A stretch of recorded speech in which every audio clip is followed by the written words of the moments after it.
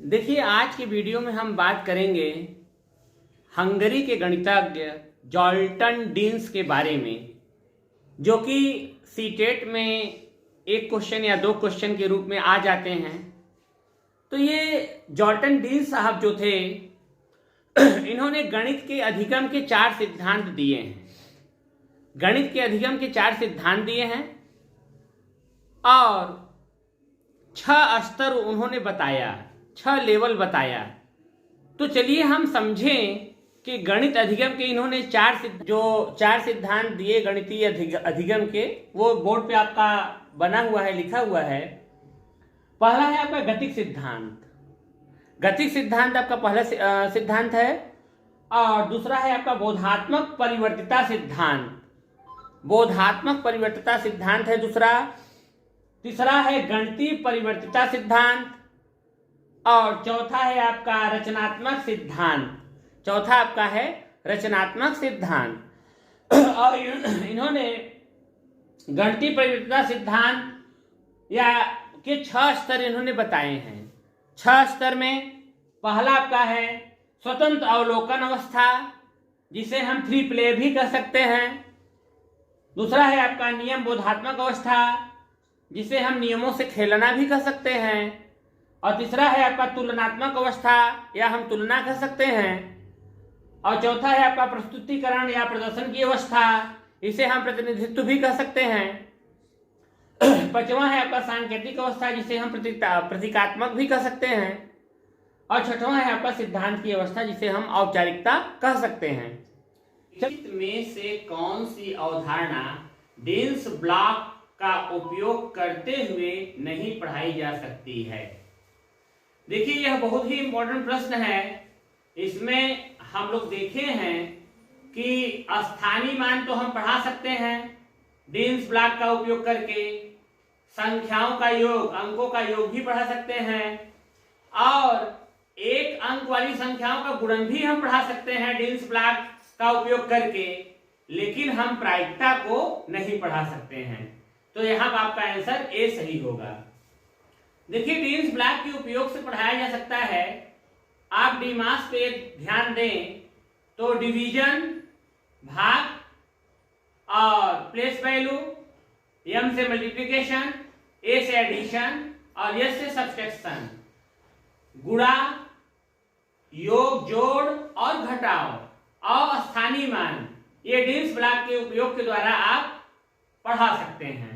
देखिए, ये जॉल्टन डीन्स जी हैं, जो कि हंगरी के गणितज्ञ हैं। इनके प्रश्नों पर हम लोग विचार कर रहे हैं आज। देखिए, हम डीन्स ब्लॉक का जो प्रयोग है उसके बारे में बात करें। डीन्स ब्लॉक का प्रयोग करके प्रायिकता को नहीं पढ़ाया जा सकता है।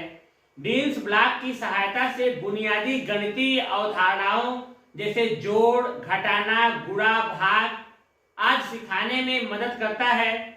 इसमें 100 यूनिट छोटे क्यूब होते हैं, 20 रॉड्स, 5 सैकड़े प्लेट्स, 1000 बड़े हार्न शामिल हैं। यह मात्रा, क्षेत्र और वजन सिखाने में मदद करता है। निम्नलिखित में से कौन सा गणित अधिगम के सिद्धांतों के सही क्रम का निरूपण करता है, जैसा कि जॉल्टन डीन्स द्वारा दिया गया? यहाँ पे ए विकल्प दिया है रचनात्मक सिद्धांत, गतिक सिद्धांत, गणितीय परिवर्तिता सिद्धांत, बोधात्मक परिवर्तिता सिद्धांत। और बी विकल्प दिया हुआ है बोधात्मक परिवर्तिता सिद्धांत, गणितीय परिवर्तिता सिद्धांत, गतिक सिद्धांत, रचनात्मक सिद्धांत।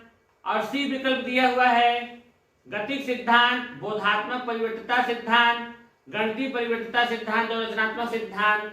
तो अभी अभी हमने आप लोगों को बताया कि जॉल्टन डीन्स साहब ने गणित के 4 सिद्धांत दिए हैं, गतिक सिद्धांत, बोधात्मक परिवर्तिता सिद्धांत और गणितीय परिवर्तिता सिद्धांत और रचनात्मक सिद्धांत।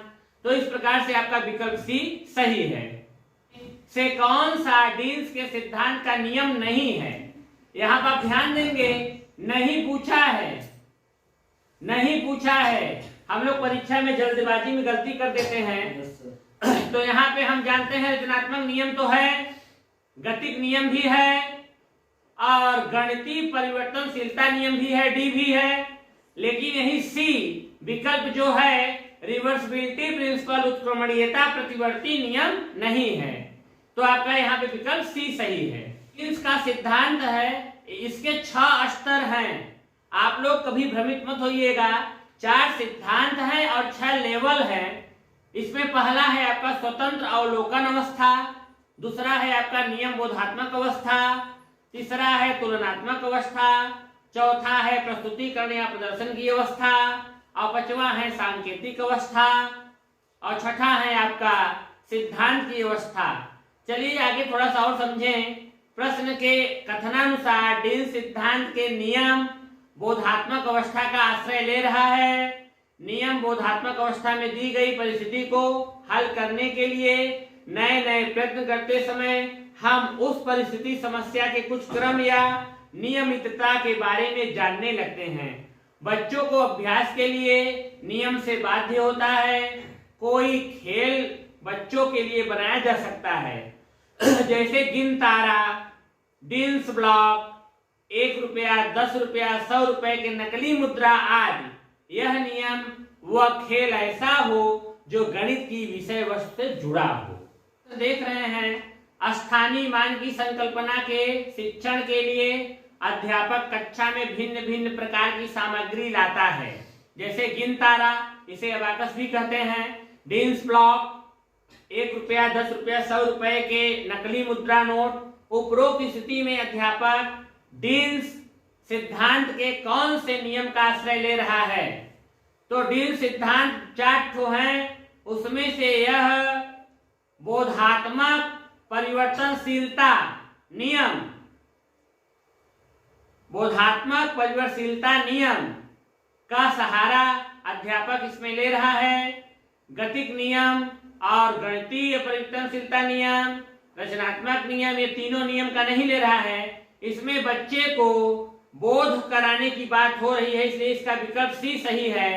इसका विकल्प सी सही है, बोधात्मक परिवर्तनशीलता का नियम। इसको आप समझेंगे, बोधात्मक परिवर्तनशीलता का नियम।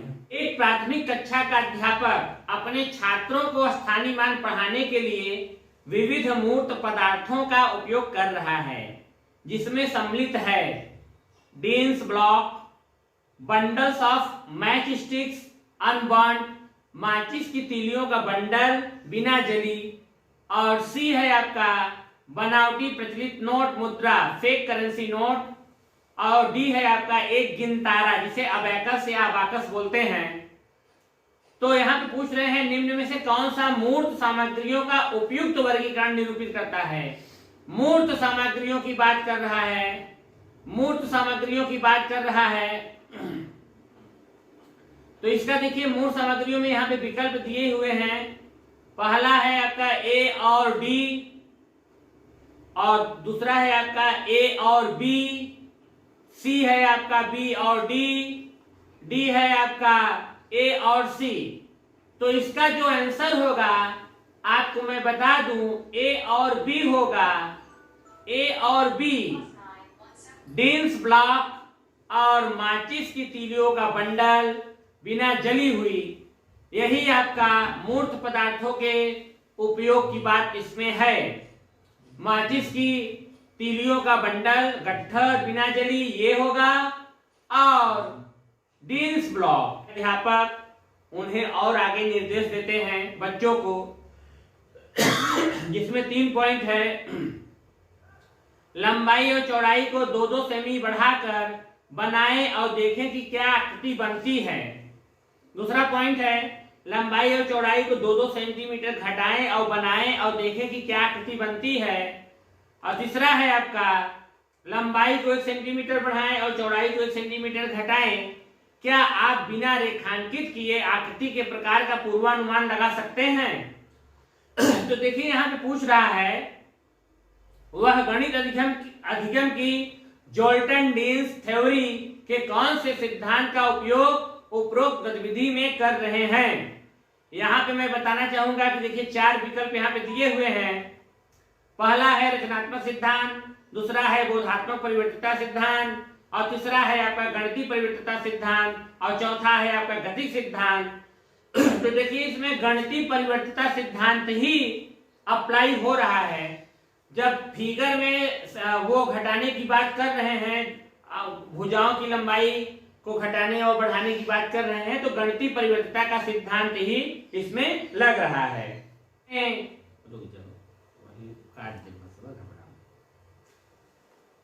डीन्स ने गणित शिक्षण के निम्न स्टेज बताए हैं। तो 6 स्टेज तो मैंने बताया ही था, लेकिन इसमें आप लोग देख पा रहे हैं कि उसी भाषा को दूसरे भाषा के रूप में क्या बता रहे हैं। फ्री प्ले, नियमों से खेलना, तुलना, प्रतिनिधित्व, प्रतीकात्मक और औपचारिकता।